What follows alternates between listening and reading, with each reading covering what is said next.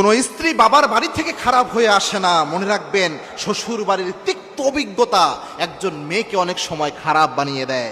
একটা মেয়ে যখন বাবার বাড়ি থেকে তার শ্বশুর বাড়িতে আসে, স্বাভাবিকভাবে সে চায় তার সর্বোচ্চ ভালো আচরণটা ওই শ্বশুর বাড়িতে দেওয়ার জন্য, কিন্তু শ্বশুর বাড়ির হাজার তিক্ত কথা, তিক্ত অভিজ্ঞতা একটা মেয়ের চরিত্রকে, একটা মেয়ের কথাবার্তা, মেজাজকে একদম নষ্ট করে দেয়। এজন্য এটা কিন্তু দুই পক্ষেরই দোষ। আমরা অনেক সময় দেখি যে অমুকের ওয়াইফ এটা ভালো না, তার আচরণ ভালো না, কিন্তু এটার জন্য যে কত তিক্ত অভিজ্ঞতা তার রয়েছে এটা হয়তো আমরা চিন্তা করি না।